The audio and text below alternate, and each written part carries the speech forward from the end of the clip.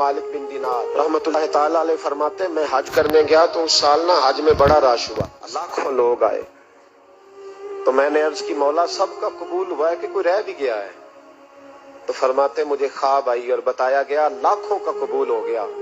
बड़ा बेनियाज है अल्लाह, बड़ा बेनियाज है, बड़ा करीम है। चाहे तो घर बैठे बैठे कहे माँ बाप का चेहरा देख मैं तुझे हज का सवा देख, माँ बाप का चेहरा का सबका कबूल हुआ। एक है मोहम्मद बिन हारून बल्खी, उसका नहीं कबूल हुआ। फरमाते मैं सवेरे उठा तो मैं ढूंढने लगा कि बल्ख के लोग, खुरासान के लोग कहाँ ठहरे हुए। वहां लहदा होते हैं ना, ये पाकिस्तानियों की बिल्डिंगें, ये इंडियन है, ये फलान मुल्क के। तो कहते मैं ढूंढते ढूंढते पहुंचा तो मैंने बल्ख के लोगों को पा लिया। मैंने पूछा तुम में मोहम्मद बिन हारून बल्खी कौन है? तो लोग कहने लगे वो तो बड़ा नेक आदमी है, बड़ा परहेजगार है। कहते मैंने कहा मुझे ख्वाब आई है, आज कबूल नहीं हुआ, ये तारीफें कर रहे हैं। मैंने कहा किस तरह का नेक? तो लोग कहने लगे जी 24वां तो वो हज करने आया है, सारी रात नफल पढ़ता है, सारा दिन रोजा रखता है, बहुत मालदार था पर हर चीज अल्लाह की राह में खैरात कर दी। फरमाते मैंने कहा वो कहाँ है? कहने लगे पहाड़ के पीछे खैमा उसने लगाया है, वहां अल्लाह अल्लाह कर रहा है।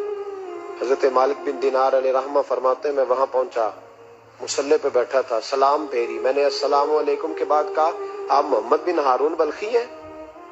कहने लगा हाँ। आप मालिक बिन दिनार हैं? तो मैंने कहा कि इसने तो मेरा नाम भी जान लिया बगैर बताए। फरमाते मैंने कहा कि हाँ मैं मालिक बिन दिनार हूँ। कहने लगे कैसे आए हो? मैंने कहा बस मिलने आया था। कहने लगे नहीं, जिस काम आए हो वो बताओ। मैंने कहा मैं मिलने आया हूँ। तो कहते वो रो पड़े। कहने लगे नहीं, आपको ख्वाब आई होगी कि मेरा हज कबूल नहीं हुआ। कहते मेरे रोंगटे खड़े हो गए कि इसे इतना भी पता है कि मेरा हज कबूल नहीं हुआ। मैंने उसको कहा कि तुझे कैसे पता कि मुझे ख्वाब आई है? कहने लगा मालिक बिन दिनार मुझे 24 साल हो गए, मैं इस बेनियाज के घर का तवाफ करता हूँ, मैं हजर अस्वद के बोसे लेता हूँ, मैं मकाम इब्राहिम पे नफल पढ़ता हूँ, मैं सफा मरवा की सही करता हूँ, पर 24 साल बीत गए। जब मैं तवाफे विदा करने के करीब आता हूँ तो कोई ना कोई अल्लाह का वली आके कहता है दौड़ जा, तेरा कोई नहीं कबूल हुआ। 24 साल। तो मालिक बिन दिनार फरमाते मैं उसके करीब बैठ गया और उसके घुटने पे हाथ रखा मैंने। बंदा भी माजूर था, उसका एक हाथ कटा हुआ था, चेहरे पे इबादत के निशानात नुमाया थे। और मैंने कहा यार फिर तेरा हज कबूल क्यों नहीं होता? तो कहने लगा मत पूछ, तू मुझसे नफरत करेगा। मैंने कहा नहीं तू बता। कहने लगा ना पूछ। मैंने इसरार किया तो कहने लगा इसलिए नहीं कबूल होता कि मैं अपनी अम्मा का नाफरमान। तो माँ का नाफरमान क्या हुआ? तो कहने लगे अल्लाह ने दौलत दी, जायदादें, घोड़े, जमीनें, मैं अय्याश हो गया।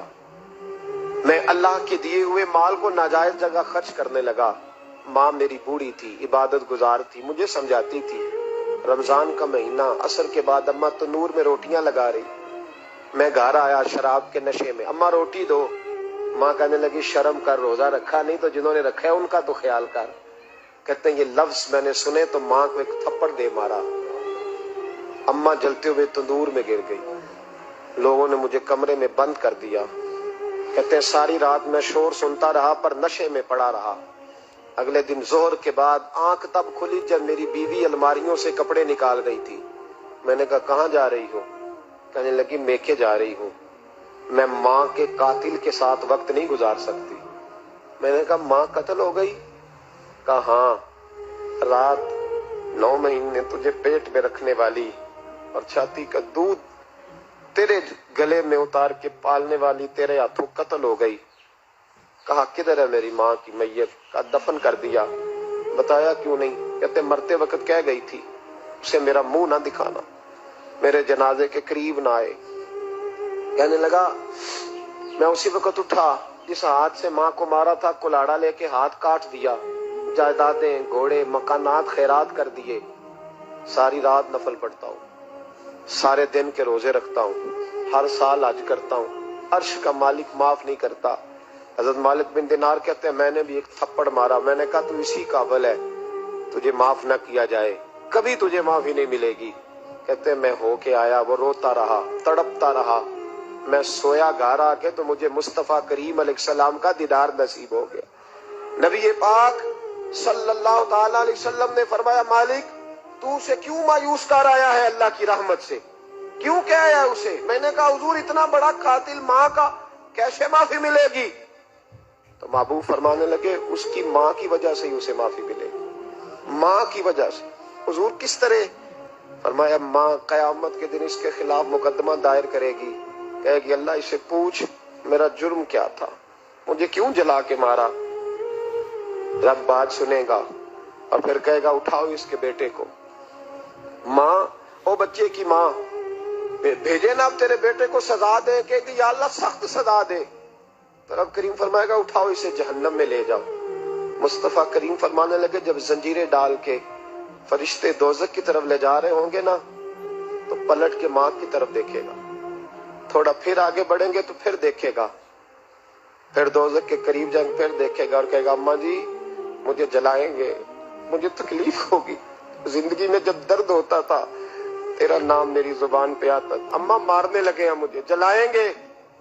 میرے مصطفیٰ کریم فرمانے لگے وہ ماں اسے جلا کے مار دیا، وہ میدان محشر بول پڑے گی، کہے گی اللہ اے اللہ اے اللہ۔ رب کریم فرمائے گا کہ عرض کرے گی مولا میں نے معاف کیا تو بھی اسے معاف کر دے۔ اللہ فرمائے گا اس نے تو جلا کے مارا، تو کیوں نہیں جلنے دیتی؟ حالانکہ اللہ سب جانتا ہے، کہے گی مولا میں تو ماں ہوں نا، کیسے موقع دوں؟ تو میرے محبوب فرمانے لگے مالک اللہ اسے اس کی ماں کی وجہ سے